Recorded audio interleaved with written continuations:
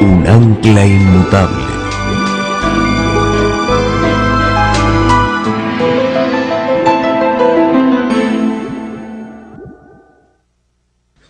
Nuestro Padre, nuestro Dios, gracias te damos por el gran privilegio de reunirnos aquí a la mitad de la tarde para estudiar tu palabra, para escuchar tu voz. Te quiero pedir, Señor, que bendigas a cada persona reunida en este lugar. Quita de nuestra mente y nuestro corazón cualquier prejuicio que podamos tener y háblanos directamente por medio de la influencia de tu Espíritu Santo. Te doy gracias por escuchar esta oración, porque te lo pido en el nombre de Jesús. Amén. Quiero comenzar en esta tarde leyendo un versículo que encontramos en Apocalipsis, el capítulo 21 y el versículo 8. El marco de este versículo es después del milenio, después de los 1000 años de Apocalipsis 20. La santa ciudad Nueva Jerusalén ha descendido del cielo a la tierra. Y nos dice el versículo 8 de Apocalipsis 21 lo siguiente en ese marco histórico específico.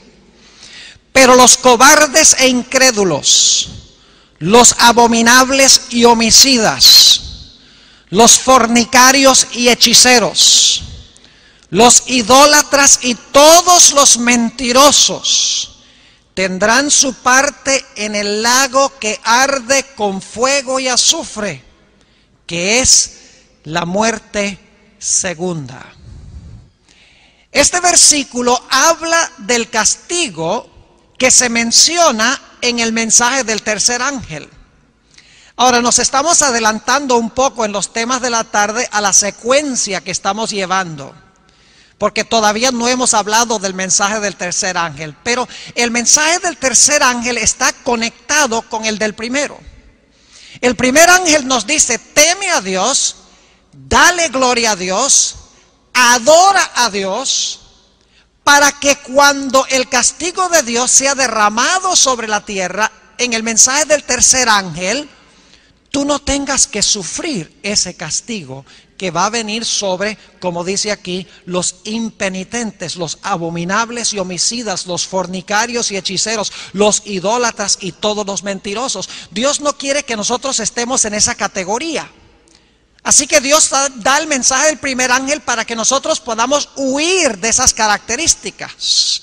Pero Dios dice que si nosotros no aceptamos el mensaje del primer ángel, vamos a sufrir el castigo que se menciona en el mensaje del tercer ángel. Y ese castigo tiene que ver con el fuego y con el azufre que cae del cielo sobre los impenitentes. Ahora quisiera ir a Apocalipsis, el capítulo 6 y el versículo 17, un versículo muy importante. Los versículos anteriores hablan de la segunda venida de Jesús. Y culmina este pasaje en el versículo 17 con una gran pregunta. Si ustedes leen los versículos anteriores, van a notar que dice que los impíos se van a esconder en las cuevas y van a rogar que las piedras caigan sobre ellos. Cuando este pasaje termina describiendo el terror de aquellos que rechazaron a Jesús, de aquellos que rechazaron el mensaje del primer ángel y del segundo ángel, el pasaje termina con una pregunta: porque el gran día de su ira ha llegado, ¿y quién podrá sostenerse en pie? Es decir, cuando el Señor Jesucristo venga, ¿quién podrá estar en pie y decir: he aquí, este es nuestro Dios, le hemos esperado y Él nos salvará, más bien que esconderse en las cuevas y rogar que las piedras caigan sobre ellos? ¿Quiénes escaparán el castigo del fuego y azufre, de lo cual leímos al comienzo de nuestro estudio en esta tarde? La Biblia tiene una respuesta clara. Y para entenderla necesitamos regresar al primer libro de la Biblia, el libro de Génesis, el capítulo 13, y quiero leer el versículo 10. Vamos a hablar unos pocos minutos sobre dos ciudades y otras ciudades también circunvecinas que fueron destruidas por el fuego y el azufre de Dios ya en el desarrollo histórico. Es decir, el fuego y el azufre ya han caído una vez, según la Sagrada Escritura. Y lo que pasó con Sodoma y Gomorra nos va a ayudar a entender el castigo final que va a caer sobre los impenitentes. Génesis 13:10 describe la condición del valle del Jordán antes de que estas ciudades fueran destruidas por Dios. Dice en el versículo 10: y alzó Lot sus ojos y vio toda la llanura del Jordán, que toda ella era de riego, como el huerto de Jehová. El huerto de Jehová es el huerto del Edén. Dice, como el huerto de Jehová, como la tierra de Egipto en la dirección de Zoar, antes que destruyese Jehová a Sodoma y a Gomorra. Es decir, el valle del Jordán, a donde estaban las ciudades de Sodoma y Gomorra, era como un paraíso, era como el huerto del Edén. Abundante, fértil, verde, hermoso, lleno de burbujeante vida. Pero la Biblia nos dice que los habitantes de ese lugar tan hermoso eran grandes pecadores delante de Dios.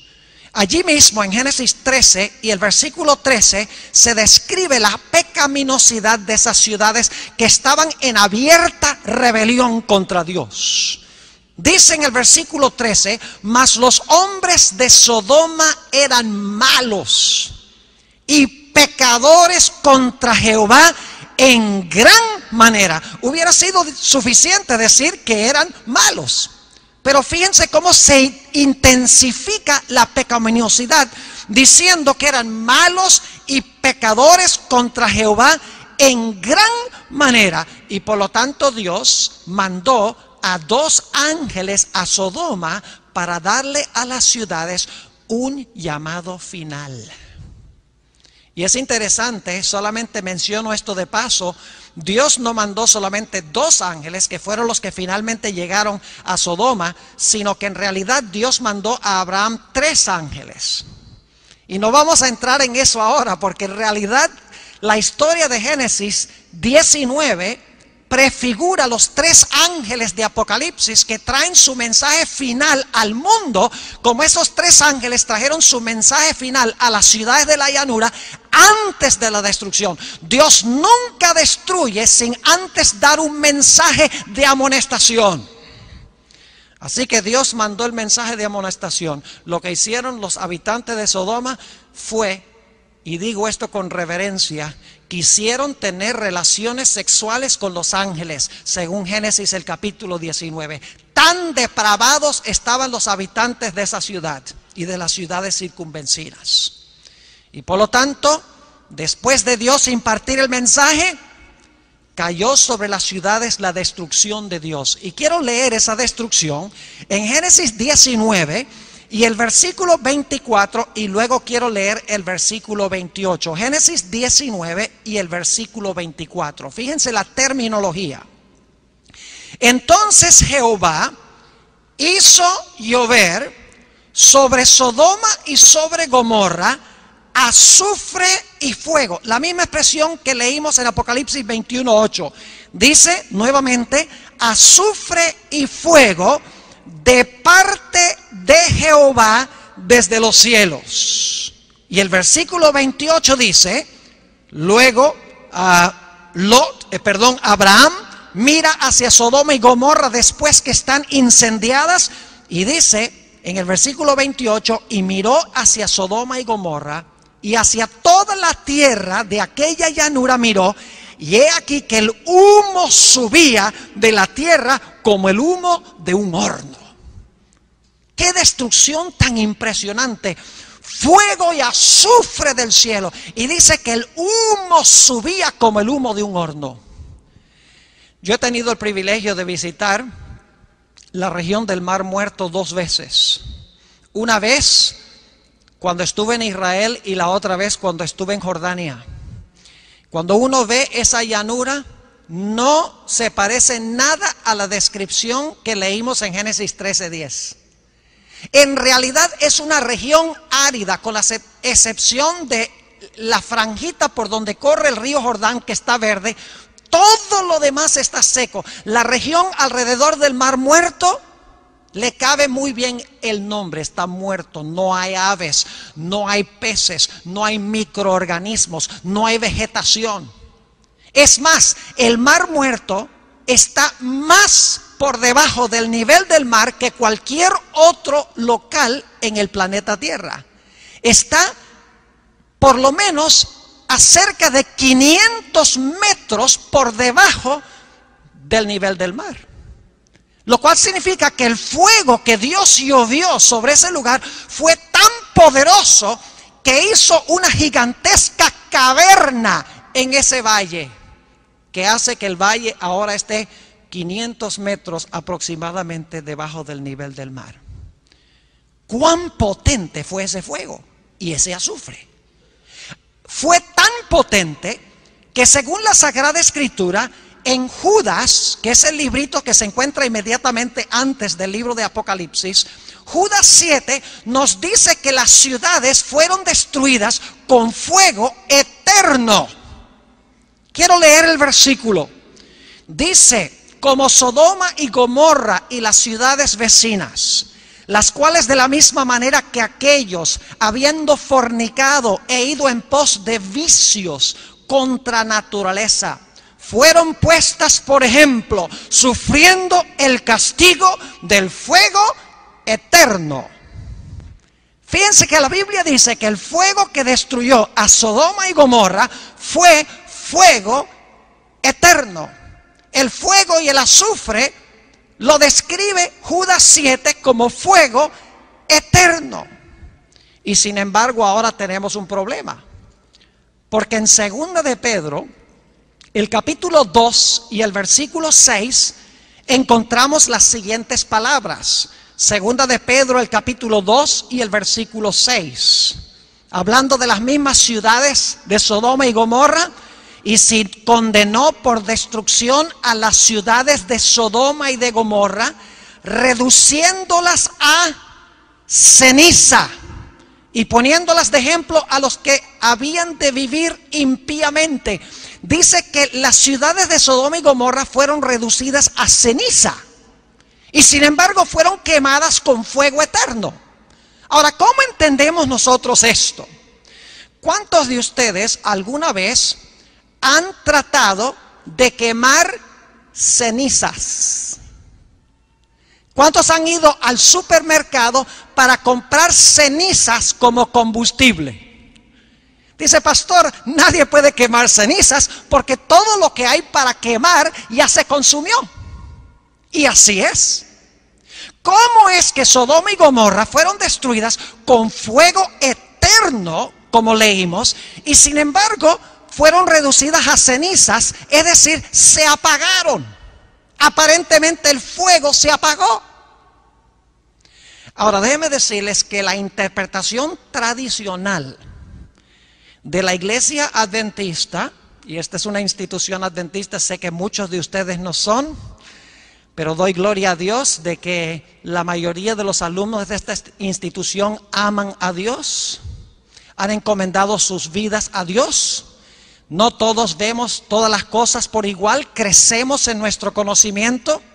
El propósito de la institución no es convertir a todas las personas que vienen acá, sino dar una formación religiosa que nos lleve a pensar y a reflexionar sobre nuestras presuposiciones y nuestras creencias, para que podamos refinarlas y para que podamos arreglar lo que sea necesario arreglar, porque ninguno de nosotros nacemos sabiendo todo ni crecemos sabiendo todo. En el transcurso del tiempo tenemos que ajustar lo que creemos.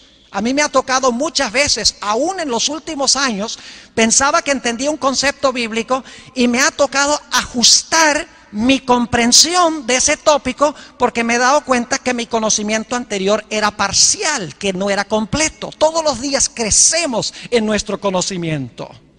¿Cómo entendemos que las ciudades fueron destruidas con fuego eterno y sin embargo fueron reducidas a ceniza? La interpretación tradicional de la iglesia adventista, que dicho sea de paso es una buena interpretación, pero creo yo que es incompleta, es que el fuego que destruyó a Sodoma y Gomorra fue eterno, en el sentido de que produjo resultados eternos. Es decir, el fuego que destruyó a Sodoma y Gomorra destruyó para siempre a esas ciudades, porque las ciudades fueron destruidas y nunca más se van a edificar. Es decir, el fuego produjo resultados eternos. Fue fuego eterno en el sentido de que redujo a ruinas las ciudades para siempre. Ahora, esa explicación es buena, pero es incompleta. Porque el fuego que destruyó a Sodoma y Gomorra todavía se está quemando hoy. Y ustedes dicen, pastor, se acaba de contradecir. Porque dijo que las ciudades fueron reducidas a cenizas. Las ciudades se apagaron. ¿Cómo dice que el fuego que destruyó a Sodoma y Gomorra aún arde hoy? Aún está ese fuego encendido hoy. Vamos a ver lo que dice la Biblia en cuanto a esto. Es cierto que las ciudades que el fuego quemó se apagaron, pero el fuego no se apagó. El fuego sigue ardiendo. Vayan conmigo a Deuteronomio, el capítulo 4 y el versículo 24. Deuteronomio, el capítulo 4 y el versículo 24. Un texto muy importante para la comprensión de lo que estamos estudiando en esta tarde. Y vamos a leer el versículo 23 para captar el contexto. Dice Dios a Israel: guardaos, no os olvidéis del pacto de Jehová vuestro Dios, que Él estableció con vosotros, y no os hagáis escultura o imagen de ninguna cosa que Jehová tu Dios te ha prohibido. Es decir, no adores a otros dioses, no tengas imágenes. Y luego da la razón por la cual no se debe practicar idolatría. Dice, porque Jehová tu Dios es fuego consumidor. ¿Qué es Jehová? Dice que Jehová es fuego consumidor. Noten también lo que dice el Nuevo Testamento, el libro de los Hebreos, el capítulo 12, Hebreos el capítulo 12. Y quiero leer el versículo 28 y 29, Hebreos 12, 28 y 29. Dice, así que, recibiendo nosotros un reino inconmovible, tengamos gratitud y mediante ella sirvamos a Dios. Escuchen bien, sirvamos a Dios agradándole con temor y reverencia. Anoche leímos ese texto. Debemos servir a Dios con temor y con reverencia. ¿Por qué razón? Versículo 29. Porque nuestro Dios es fuego consumidor. Es decir, el fuego consumidor es Dios. Ahora yo quiero preguntar, ¿por cuánto tiempo ha existido Dios? Por 6,000 años, ¿verdad? Desde que destruyó Sodoma y Gomorra ha existido Dios. Claro que no. La Biblia dice que Dios es eterno. Es decir, por la eternidad Dios ha sido un fuego consumidor. No significa que literalmente Él son llamas de fuego. Lo que quiere decir es que la gloriosa presencia de Dios es como fuego consumidor, es como fuego abrasador contra el pecado. Y cuando Dios quita la nube que oculta su gloria, el resultado es destrucción con fuego, porque Dios es fuego consumidor. Es decir, el fuego todavía está ardiendo hoy porque el fuego es Dios. Vamos a Éxodo 24 para entender un poco mejor esto. Éxodo el capítulo 24 y el versículo 16 y 17. Éxodo 24 y el versículo 16 y 17 nos va a ampliar este punto. Dice allí lo siguiente, y escuchen bien: y la gloria de Jehová reposó sobre el monte Sinaí. ¿Qué fue lo que reposó sobre el monte Sinaí? La gloria de Jehová. Y la nube, ¿qué hizo? Y la nube lo cubrió por 6 días. Es decir, la gloria de Jehová no se manifestó plenamente, sino que su gloria estaba oculta detrás de una nube. Porque si no hubiera estado la nube, todo el pueblo hubiese sido destruido. Dice, y la nube lo cubrió por 6 días. Y al 7º día llamó a Moisés de en medio de la nube. Y la apariencia de la gloria de Jehová era como un ¿qué? Como un fuego abrasador en la cumbre del monte a los ojos de los hijos de Israel. Noten que el fuego de Dios es su gloria. Y Dios siempre ha tenido esa gloria. La gloria de Dios siempre ha sido como un fuego consumidor. Por eso es que el Señor Jesucristo, cuando vino a esta tierra, ocultó su gloria debajo de un cuerpo humano. Porque si Jesús hubiera venido a este mundo con la gloria que Él tenía con su Padre, antes que el mundo fuese, todos los seres humanos hubiesen sido destruidos en vez de salvarlos. Y por lo tanto el Señor Jesucristo veló su gloria dentro de un tabernáculo o de un cuerpo humano, como Dios cubrió su gloria con una nube en el monte Sinaí. Pero cuando Dios retiraba la nube, inmediatamente manifestaba su gloria, la luz gloriosa que le pertenece, y venía la destrucción. Ahora, ¿qué pasa con los impíos al final cuando Dios revela su gloria? Cuando Dios se revela como fuego consumidor, como dice la Biblia. Vamos a leer en el libro de Malaquías el capítulo 4 y el versículo 1 y también el versículo 3. Malaquías el capítulo 4 y el versículo 1, y vamos a leer también el versículo 3. Aquí están hablando de la venida de Jesús. Y dice, porque he aquí viene el día ardiente como un horno. Y todos los soberbios y todos los que hacen maldad serán estopa. Aquel día que vendrá los abrazará, ha dicho Jehová de los ejércitos, y no les dejará ni raíz ni rama. Es decir, no va a quedar nada. La raíz es Satanás y las ramas son los que han escogido a Satanás. Es como Jesús dijo, yo soy la vid, vosotros los pámpanos. Jesús tiene el aspecto de la vid y sus seguidores son los pámpanos. Pues Satanás es la raíz y sus seguidores son las ramas. Y dice aquí que cuando venga ese día, como ardiente como un horno, dice que no va a dejar de los impíos ni raíz ni rama. Es más, el versículo 3 de ese mismo capítulo dice, hollaréis a los malos, los cuales serán ceniza bajo las plantas de vuestros pies. Es decir, los impíos serán reducidos a cenizas por el fuego abrasador, al igual que los habitantes de Sodoma y de Gomorra fueron reducidos a cenizas también por el fuego y el azufre de la gloria de Dios, cuando Dios retiró la nube, por así decirlo, que lo cubría, y reveló su gloria a las ciudades de Sodoma y Gomorra, y fueron destruidas. La Biblia también nos habla en cuanto al destino de Satanás. Leímos aquí en Malaquías 4 que la raíz y las ramas serían destruidas, serían reducidas a cenizas. Pero hay otro texto que habla más específicamente de Satanás. Es una profecía en cuanto al inicio del mal en el cielo, con un personaje que se llamaba Lucifer. En Ezequiel el capítulo 28 y el versículo 18 y 19 encontramos una descripción de la destrucción final de Satanás.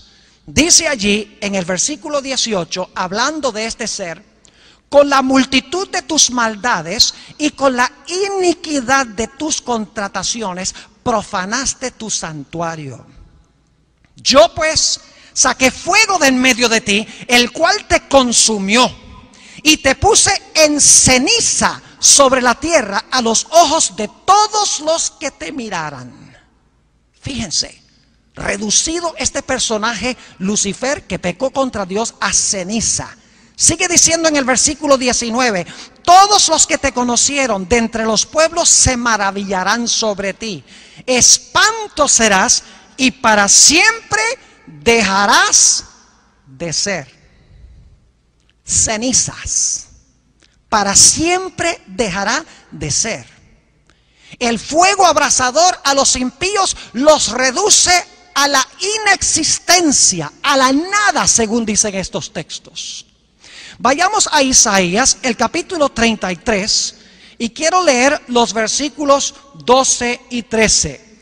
Isaías, el capítulo 33, y los versículos 12 y 13. Está hablando aquí de la destrucción de los impíos. Y fíjense lo que dice la Sagrada Escritura. Y los pueblos serán como cal quemada, como espinos cortados serán quemados con fuego.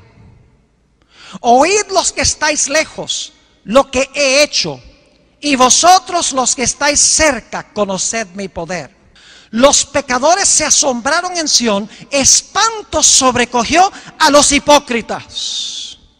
Dice aquí que los impíos serán como cal quemada, como espinas quemadas. Serán reducidos, en otras palabras, a cenizas. Ahora les voy a decir algo que va a ser probablemente sorpresivo para la mayoría de los que están aquí, incluyendo los adventistas. Escuchen bien. La mayoría de las iglesias cristianas hoy en día enseñan que los impíos van a terminar en el infierno y se van a quemar y a quemar y a quemar por los siglos sin fin en las llamas del infierno. Pero ¿saben lo que enseña la Biblia?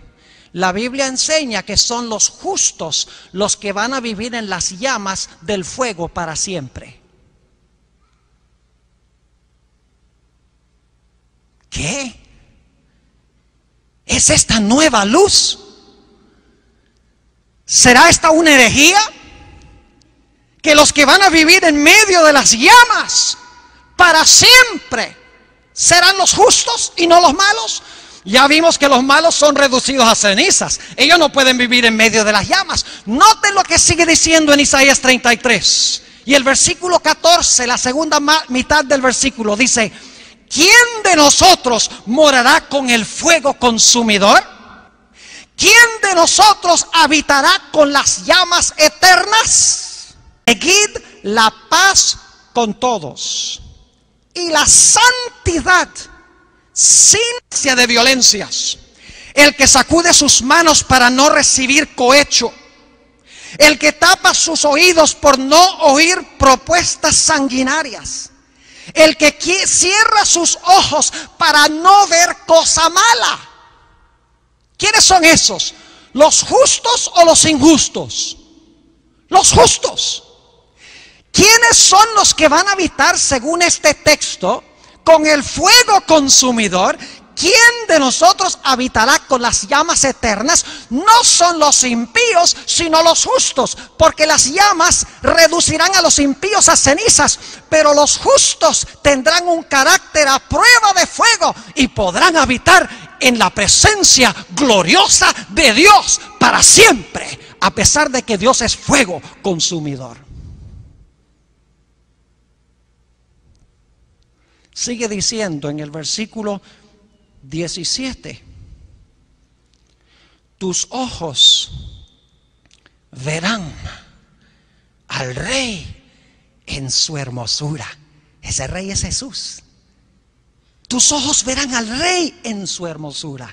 Verán la tierra que está lejos. La tierra que está lejos es el cielo.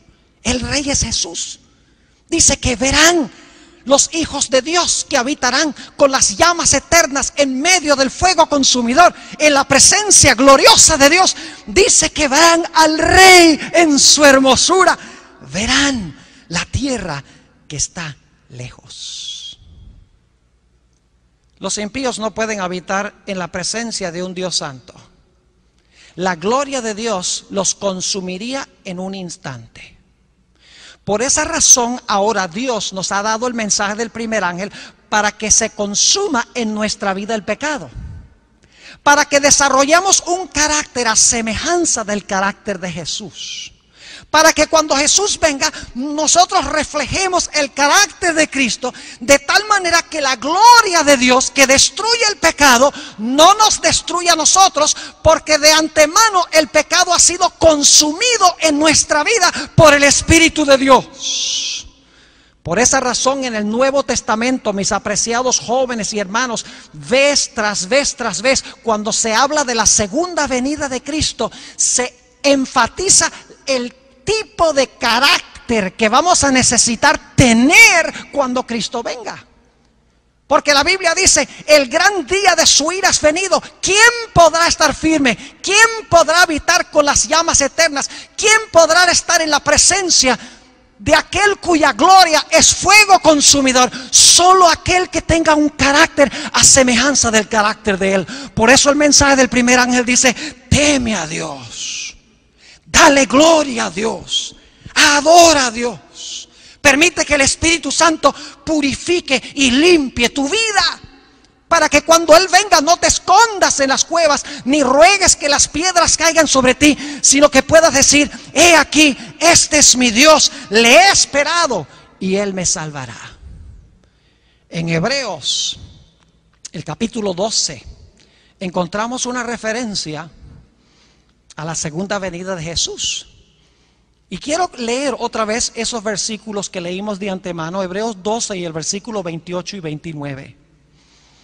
Dice ahí el apóstol San Pablo: así que, recibiendo nosotros un reino inconmovible, tengamos gratitud y mediante ella sirvamos a Dios, agradándole con temor y reverencia. Es decir, el apóstol San Pablo está diciendo que debemos servir a Dios con temor, debemos agradarle con temor y reverencia. ¿Por qué razón? Porque nuestro Dios es fuego consumidor. Si ustedes leen los versículos anteriores, van a ver que se está hablando de la segunda venida de Jesús. Vayan conmigo al versículo 14 de ese mismo capítulo. Fíjense lo que dice el apóstol San Pablo: seguid la paz con todos y la santidad, sin la cual nadie verá al Señor. ¿Recuerdan Isaías 33? Verán al Rey en su hermosura. Aquí dice que sin santidad nadie verá al Señor. En Mateo 5 y el versículo 8 dice: bienaventurados los de limpio corazón, porque ellos verán a Dios. Se necesita una preparación especial del carácter para ver a Dios. Tenemos que pasar tiempo con Jesús. Tenemos que aprender a orar. Tenemos que aprender a estudiar su palabra. Tenemos que hablar a otros de Jesús. Tenemos que venir a las reuniones religiosas. Tenemos que poner nuestra vida espiritual en primer lugar. Acercarnos al Maestro para que cada día podamos reflejar su carácter. Primero de Juan, el capítulo 3. Y el versículo 1 al 3 es un pasaje hermoso que enfatiza el mismo punto. Vez tras vez, cuando se habla de la segunda venida, se habla de la necesidad de santidad. Y créanme, hermanos y hermanas, jóvenes, yo creo que el mensaje que más necesita la iglesia hoy es el mensaje de santidad. Porque mucho se habla hoy en la iglesia cristiana: Cristo salva, Cristo te perdona, Cristo te acepta como eres. Yo creo todo eso. Cristo nos salva, Cristo nos perdona, Cristo nos acepta como somos, pero Cristo no nos deja como somos. Te recibe como eres, con todos tus pecados y con todos tus defectos. Te perdona, te mira como si nunca hubieras pecado, pero luego te toma en sus manos y te empieza a moldear y a purificar el carácter, a limpiar el carácter de día en día, a medida que pasas tiempo con Jesús, para que cuando Él venga, como dice la Biblia, estemos sin mancha ni arruga ni cosa semejante. Primera de San Juan, el capítulo 3 y el versículo 1 al 3. Es un pasaje hermoso. Dice: mirad cuál amor nos ha dado el Padre, para que seamos llamados hijos de Dios.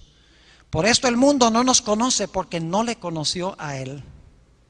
Amados, ahora somos hijos de Dios, y aún no se ha manifestado lo que hemos de ser. Pero sabemos que cuando Él se manifieste, escuchen bien, seremos semejantes a Él, porque le veremos, fíjense otra vez el énfasis en los ojos, porque le veremos tal como Él es. ¿Qué debemos hacer en preparación para verlo como Él es? ¿Qué necesitamos hacer para ser semejantes a Él cuando Él venga? Versículo 3. Y todo aquel que tiene esta esperanza en Él, es decir, la esperanza de la venida de Jesús, se purifica a sí mismo como Él también es puro. Tenemos una obra de purificación que debemos permitir que el Espíritu Santo haga en nuestra vida. Créanme que si todos los que estamos aquí tuviéramos ese Espíritu Santo, sacudiríamos literalmente a las naciones a las cuales pertenecemos con el mensaje precioso de Dios para este mundo. Pero lamentablemente en gran medida estamos escondiendo el mensaje, estamos sentados sobre el mensaje, no estamos haciendo nada con él, a pesar de que estamos viviendo en el umbral mismo, a la orilla misma del precipicio de grandes eventos tormentosos que vienen sobre este mundo. Hemos descuidado la preparación necesaria.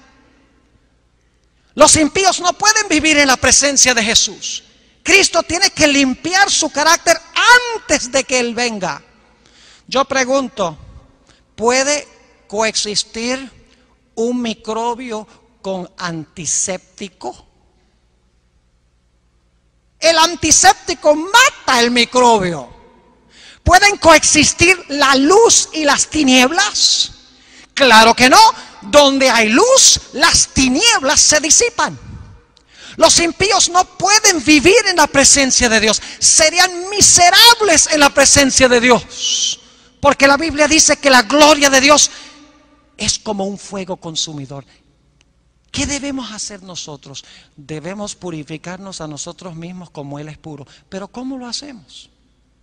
La Biblia tiene la respuesta. Salmo 119. Aquí el rey David habla específicamente a los jóvenes. Salmo 119 y el versículo 9, y vamos a leer hasta el 11. Dice aquí el salmista David: ¿con qué limpiará el joven su camino? ¿Cuál es la respuesta? Con guardar tu palabra. ¿Cómo se limpia el corazón del joven? Con guardar ¿qué? La palabra. Guardar significa obedecer, leer, escudriñar la palabra. Versículo 10: con todo mi corazón te he buscado. No me dejes desviarme de tus mandamientos. Ahora escuchen: en mi corazón he guardado tus dichos para no pecar contra ti.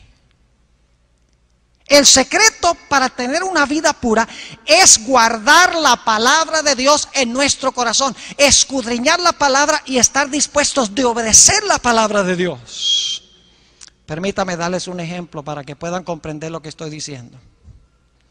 ¿Saben ustedes que cuando nosotros empezamos a estudiar la palabra, y dicho sea de paso, no estoy hablando de estudiar la palabra en un departamento de teología, cumplir las asignaturas que nos dan en la clase. Estoy hablando de un estudio devocional donde yo vengo a la palabra, oro y le digo: Señor, ahora voy a leer tu palabra, revélame los cambios que tú quieres que yo haga en mi vida. Por favor, háblame a mí personalmente, dime qué es lo que necesito, en qué necesito yo cambiar.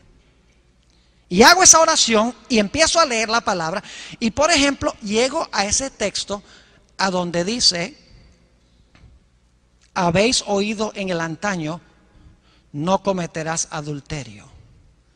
Mas yo os digo que cualquiera que mira a una mujer para codiciarla, ya cometió adulterio en su corazón.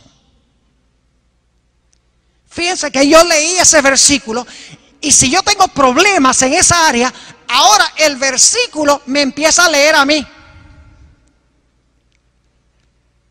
Porque yo leí el versículo, pero el versículo ahora me habla y me dice: ese problema es el tuyo. ¿Me explico? Sí, porque dice, mira, todas esas cosas que estás mirando en el internet que no debes mirar, la pornografía, las películas, la forma que miras a las mujeres, lo que tú acabas de leer, ese eres tú. Yo empiezo leyendo la Biblia y ahora la Biblia me empieza a leer a mí y me revela lo que soy. Me revela la necesidad que tengo de limpieza. Y si yo oro al Señor y le pido al Señor que con su poder, el poder de su Espíritu Santo, me limpie y me lave eso en mi vida, Él va a cumplir su promesa y me va a dar el poder del Espíritu Santo para expulsar ese pecado de mi ser. Pero no sucede al menos que esté leyendo la Biblia con oración, con un corazón abierto, con sinceridad, teniendo, como dice la Biblia, hambre y sed de justicia, de ser semejante a Jesús. Cuando vamos a la Biblia debemos decir, Señor, yo soy pecador, muéstrame mis defectos, muéstrame dónde estoy fallando. Yo quiero ser más y más como Jesús. Y Señor, quítame aquello que impide una comunión contigo. Limpia mi vida. Así debemos estudiar la palabra de Dios. Así escondemos los dichos de Dios en nuestro corazón para no pecar contra Él. El libro de los Efesios, el capítulo 5, nuestro penúltimo texto de esta tarde. Efesios, el capítulo 5 y el versículo 25. Un pasaje bien conocido nos dice: maridos, amad a vuestras mujeres, así como Cristo amó a la iglesia y se entregó a sí mismo por ella. Escuchen bien, se entregó por ella no solamente para perdonarla, sino que dice para santificarla, habiéndola purificado en el lavamiento del agua por la palabra, a fin de presentársela a sí mismo una iglesia gloriosa, que no tuviese mancha, ni arruga, ni cosa semejante, sino que fuese santa y sin mancha. Así serán aquellos que reciben el mensaje del primer ángel. Van a temer a Dios, le van a dar gloria, le van a rendir adoración, van a guardar su ley, porque aman a Dios. Y así cuando Cristo venga, van a poder habitar para siempre en la presencia de un Dios santo, quien es fuego consumidor. Habitarán con las llamas eternas, por así decirlo, y podrán disfrutar de plena comunión con el Maestro por los siglos de la eternidad. Uno de mis textos favoritos es 2 de Corintios 3 y el versículo 18. Lo leímos esta mañana, la mayoría probablemente no estuvieron, así que voy a leerlo de nuevo. 2 de Corintios, el capítulo 3 y el versículo 18 nos da el secreto de la victoria sobre el pecado. A veces tratamos de ganar la victoria sobre el pecado luchando contra el pecado. Y hacemos listas. Ay, me fue mal con el pecado hoy. Y luchamos contra el pecado. La solución para vencer el pecado no está en luchar contra el pecado, sino mirar al Salvador. Porque mirando a Jesús somos transformados. Mirando a Jesús en su palabra, nuestro carácter es santificado y purificado para poder habitar en la presencia de un Dios santo. Dice allí en 2 de Corintios, el capítulo 3 y el versículo 18, las siguientes palabras: por tanto nosotros todos, mirando a cara descubierta como en un espejo la gloria del Señor. Mire, estamos mirando la gloria del Señor. ¿Somos qué? Transformados. Mirando la gloria de Jesús en su palabra, somos transformados.